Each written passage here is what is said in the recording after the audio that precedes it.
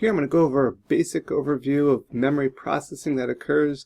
As we see in this image, you can kind of think of the brain here as like the motherboard of a computer in the sense of the processing of events and storing them for recall later that occurs.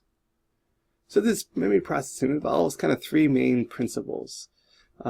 In general, memory is that storage and retrieval of information. So it's important in memory, we just don't store it. We also need to find a way to be able to retrieve that. So in general, storage, as I have here, occurs in stages that continually change.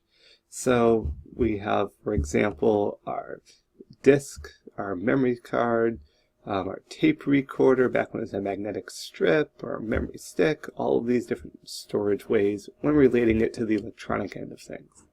Then there's the necessary processing portion that occurs. This is accomplished by the hippocampus and surrounding structures. Think that as the actual processing chip here in a computer. So again, while I'm relating it to computers, we want to think about that from the human aspect, that the same process and overall process is occurring within our own body. And the third one is memory traces. These are chemicals or structural changes that encode the memory. They're broken into two parts. We have short-term memory, which appears to be stored electrically in the form of transient neural excitation. And then we have long-term memory. So short-term memory, we're talking a couple seconds to maybe a couple minutes, maybe an hour, not much longer than that. And that just shows the depth of memory. So we see there's a quick spike and then it drops down.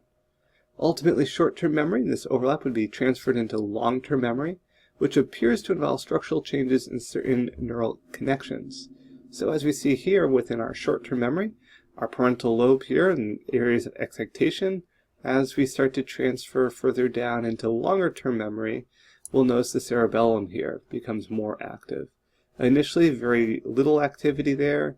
As we're approaching long-term memory, we start to see a couple dots, see a little increase in intensity, ultimately leading to more memory processing and storage here in the cerebellum in relation to long-term memory. Now, a way to kind of relate that is the retrieval of the memory. Memory is not a snapshot stored in the brain. It actually must be put together from information stored in various parts of the brain. So it's just kind of like a bunch of puzzle pieces that come together. Because we don't just want to store it, we also need to be able to access that into the future. So it's not just a snapshot, just a bunch of pictures stored in there. It's actually kind of put together as like puzzle pieces so they can easily be retrieved and accessed at a later date.